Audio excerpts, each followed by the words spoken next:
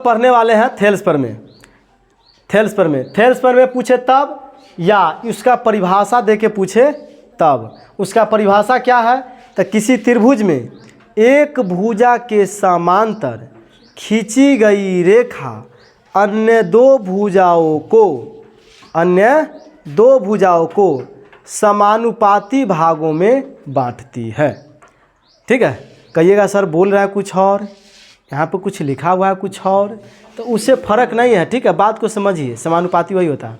अब ध्यान दीजिए, यहाँ से कह रहा किसी त्रिभुज में एक भुजा के समांतर खींची गई रेखा अन्य दो भुजा को एक ही अनुपात में विभाजित करती है। ठीक है, तो सबसे पहले अभी जो हम लोग थोड़ा बेसिक चीज़ जान लेते हैं, इसके बाद इसको सिद्ध करने के लिए हम लोग आ जाएंगे। ठीक है, जो ज़रूरतमंद चीज़ है। अब ध्यान दीजिए, यहाँ से जैसे हम लोग 9th में ही पढ़ चुके थे कि त्रिभुज का क्षेत्रफल, ध्यान दीजिए, त्रिभुज का क्षेत्रफल। अब ध्यान दो, त्रिभुज का क्षेत्रफल क्या होता है? तो त्रिभुज का क्षेत्रफल होता है हाफ गुने आधार गुने ऊंचाई, यही ना होता है। ये होता है त्रिभुज का क्षेत्रफल होता है, हाफ गुने आधार गुने ऊंचाई, ये होता है त्रिभुज का क्षेत्रफल। जैसे देखिए, ये त्रिभुज है, मान के चलिए ये त्रिभुज है, तो त्रिभुज में हाफ मतलब आधार मान के चलिए ये वाला क्या होगा? आधार। ऊंचाई का मतलब समझते हैं? ऊंचाई का मतलब एक तरह से लंब, और लंब जब भी गिरता है तो 90 डिग्री पर। ठीक है, इतना समझ आइए। तो ये आधार क्या है? यहाँ से यहाँ और यहाँ से यहाँ, ये पूरा क्या है? आधार है। और लंब इसी को हम लोग क्या बोलते हैं? ऊंचाई बोलते हैं। इसको हम लोग ऊंचाई बोलते हैं, इसको ऊंचाई बोलेंगे। ठीक है, अब आइए ज़रा सा धीरे धीरे हम लोग हर चीज़ को जान जाएंगे, जैसा ज़रूरत पड़ेगा वैसा हम लोग बनाते चलेंगे। अब ध्यान दो, यहाँ से क्वेश्चन बोला है एक भुजा के समांतर। जैसे देखिए, एक भुजा है ये, और एक भुजा के समांतर, एक भुजा तो यही है, और इसके समांतर एगो भुजा खींच लो, ऊपर खींच लिए, इसके समांतर एगो भुजा खींच लिए यहाँ पे। अब ध्यान दीजिए, यहाँ से ध्यान दीजिए, इन दोनों को जो है मिलाते चलिए ऐसे। देखिए, इन दोनों भुजा को ध्यान दीजिए, यही हो गया मेरा एक भुजा के समांतर। ये भुजा दिखाई दे रहा है, इसके ये समांतर है कि नहीं है? छोटा बड़ा से माने मतलब नहीं रहता है। अब ध्यान दो, कुछ त्रिभुज का कुछ नाम दे दो। जैसे इसका नाम हम दे दिए ए, इसका नाम दे दिए बी, इसका नाम दे दिए सी, इसका नाम दे दिए डी, और इसका नाम दे दिए ई।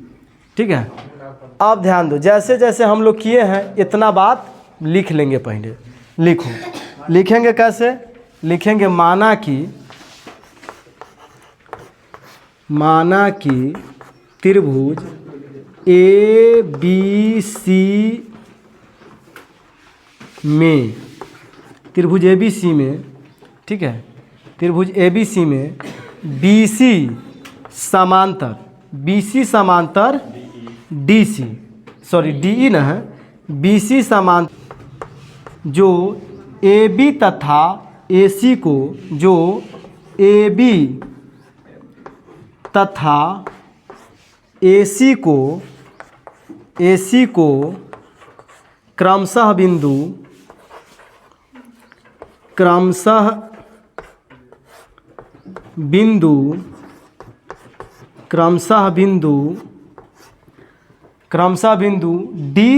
डी एवं ई पर काटती है। डी एवं ई पर काटती है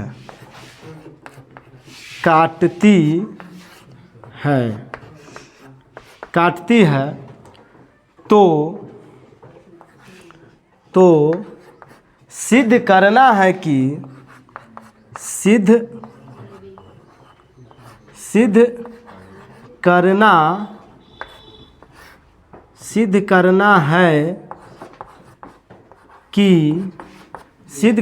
कि AD बट्टा DB, AD बट्टा DB बराबर होगा AE बट्टा EC, AE बट्टा EC।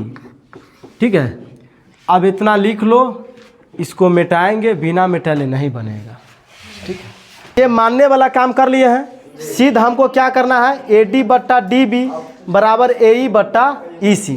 अब देखो यहाँ से हम लोग बिना बनावट के नहीं बनेगा ये, इसमें कुछ बनावट करना पड़ेगा। ठीक है, इसमें कुछ बनावट करना पड़ेगा, जैसे कि अच्छा से सब्जी बनाने के लिए उसमें कुछ मिलाना पड़ता है, कुछ चीज़ सब, इसीलिए इसमें कुछ मिलाना पड़ेगा। मिलाना क्या पड़ेगा, तो देखो B से E को मिलाएंगे। ठीक है, इसके बाद C को D से मिलाएंगे, ये हो गया। और इसके बाद फिर D से लंब डालेंगे, D से लंब डालेंगे किस पर, AC पर। ठीक है, AC पर, ये पूरा भुजा पर रेखा वो लंब होगा वो, यानी AC पर, ध्यान दीजिए यहाँ से। उसके बाद फिर अब E से लंब डालेंगे, E से लंब डालेंगे हम लोग AB पर, ऐसे। रुक जाओ, थोड़ा टेढ़ हो गया है, ऐसे हो गया। इस पे लंब, लंब का मतलब 90 डिग्री। आप ध्यान दो, इतना बात हो गया। अब इसको ज़रा सा हम मिटाते हैं। बनावट में लिखिए D से देखिए, D से यहाँ जो है ना, D से DM, इसका M नाम दे दो। D से देखो, D से DM लंब है, और E से EN ये क्या है, लंब रेखा है। ठीक है, तो लिखिए D से DM, D से DM तथा E से EN, E से EN सटा के लिखना, EN लंब डाला। क्या डाला, लंब। लिखिए लंब डाला, लंब डाला। आप रुक जाओ, लंब डाला एवं, और ठीक रहेगा। और आप ध्यान दो, फिर उसके बाद क्या किए हैं, 20 जो यहाँ क्या किए हैं, B से E को और C से D को क्या किए हैं, मिलाए हैं। तो लिखिए B से E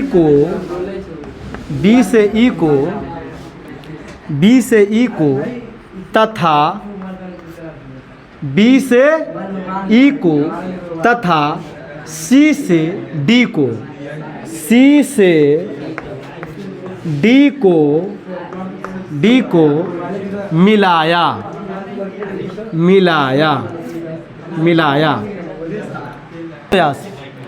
अब आइए, इतना काम कर लिए। अब आएंगे प्रमाण पर, ध्यान से देखो, यहाँ से आएंगे प्रमाण। अब प्रमाण में आइए, प्रमाण में देखिए, एगो त्रिभुज बन रहा है ADE, एगो त्रिभुज लेंगे DBE। ठीक है, इस तरह से। तो लिखिए त्रिभुज ADE तथा त्रिभुज DBE में, D के बाद B है, BE में आइए, में हो गया। अब आइए यहाँ से लिखिएगा एरिया त्रिभुज, एरिया त्रिभुज, एरिया मतलब क्षेत्रफल, एरिया त्रिभुज ADE का क्षेत्रफल, ADE का क्षेत्रफल, ध्यान दीजिए यहाँ से, ADE का क्षेत्रफल और बट्टा अनुपात का मतलब बट्टा होता है, बट्टा एरिया त्रिभुज, एरिया का AR भी दे दोगे तो चलेगा, एरिया त्रिभुज डी बी ई का क्षेत्रफल, डी बी ई का क्षेत्रफल, क्षेत्रफल। आप ध्यान दो यहाँ से,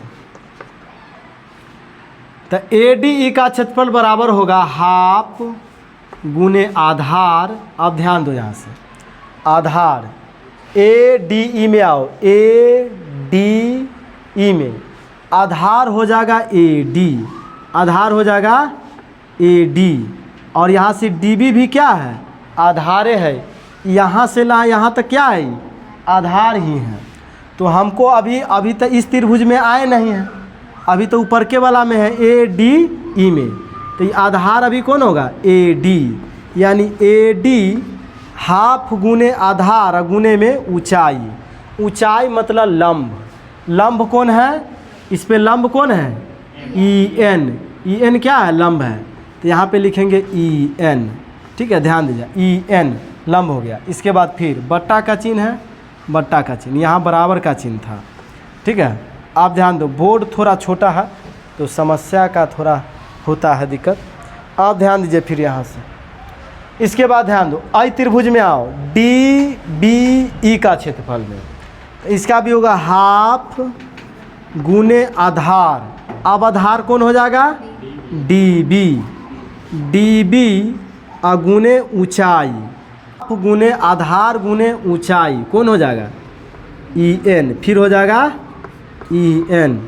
आप ध्यान दो यहाँ से, जो कटने वाला रहेगा उसको काटेंगे, जो बचने वाला होगा उसको बचाएंगे। ठीक है, तो हाफ से हाफ कट गया, ई एन से ई एन कट गया, और बच गया ए डी बट्टा डी बी। ये कटे वाला है, नहीं कटे वाला है, अलग अलग है। तो लिखेंगे, क्या लिखेंगे, देखिए यहाँ से लिखेंगे हम लोग, एरिया त्रिभुज ए डी ई का क्षेत्रफल, ए डी ई का क्षेत्रफल। ठीक है, अब बट्टा में ध्यान दीजिए, एरिया त्रिभुज डी बी ई का क्षेत्रफल, डी बी ई का क्षेत्रफल बराबर। आप ध्यान दो यहाँ से, तो यहाँ पे सब तो कटिए कुट न गया है, तो ऊपर का वाला में क्या बचा है, ए डी बचा है। ठीक है, और निचलका बचा में क्या, निचलका वाला में क्या बच गया है, डी बी, तो डी बी को लिख लीजिए। ये हो गया मेरा समीकरण फर्स्ट, ये हो गया समीकरण फर्स्ट।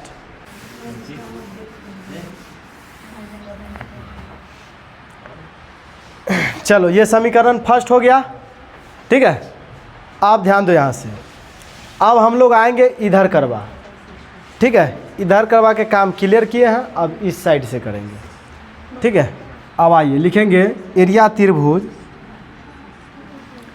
हाँ फिर चलेगा, एरिया त्रिभुज, एरिया ए आर लिख दीजिए, एरिया मतलब क्षेत्रफल, एरिया त्रिभुज ए डी ई का क्षेत्रफल, ए डी ई का क्षेत्रफल, और बट्टा में फिर जो हो जाएगा, देखिए यहाँ से ई सी डी का क्षेत्रफल।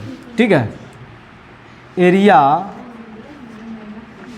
त्रिभुज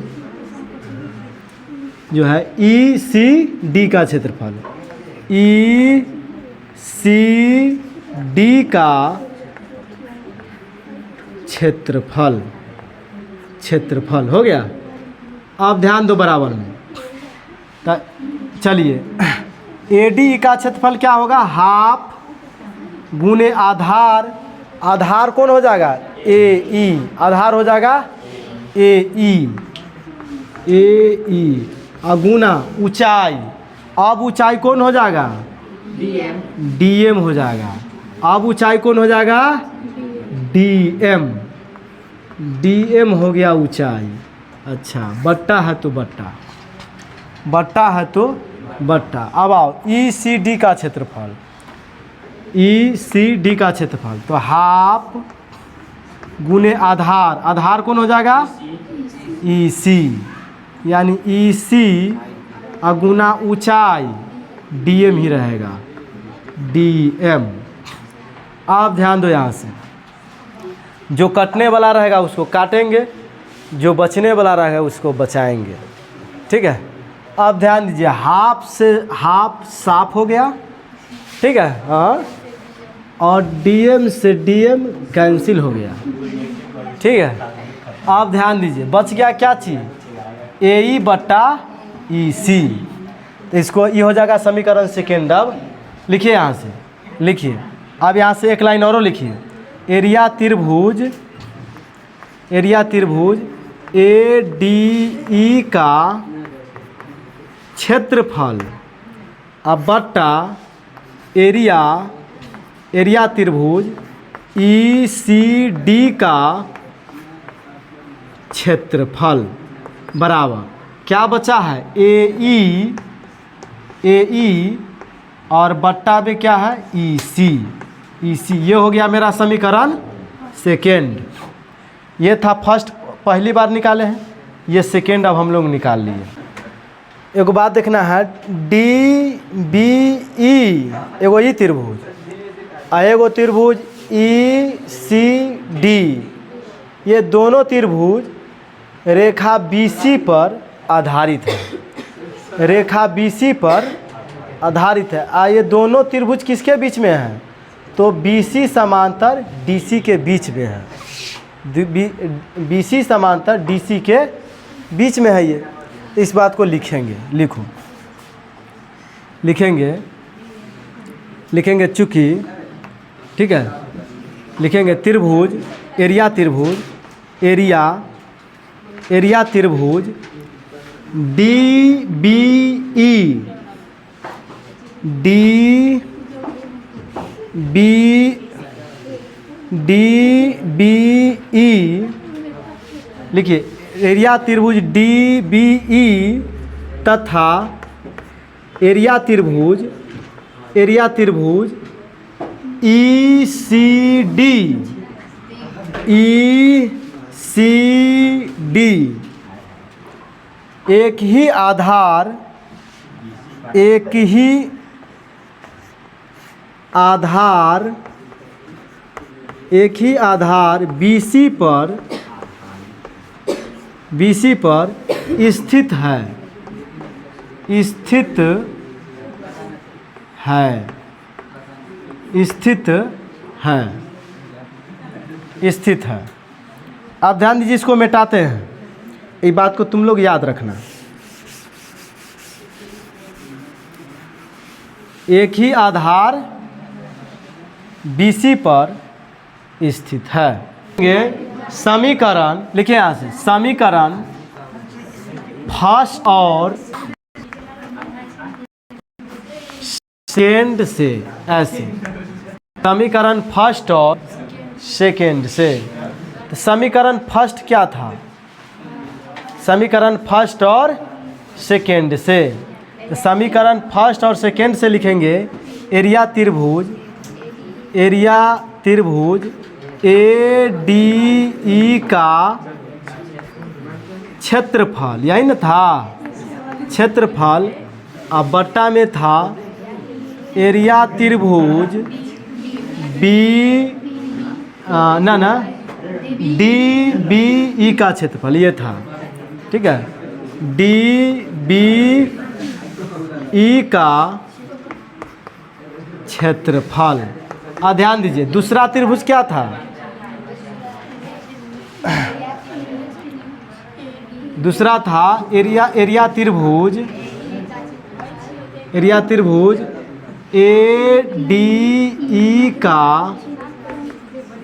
क्षेत्रफल, अब बट्टा में था एरिया त्रिभुज, एरिया त्रिभुज ई सी डी था, ई सी डी का क्षेत्रफल। जब ई दोनों बराबर, तो हो देखो पहला समीकरण क्या आया था?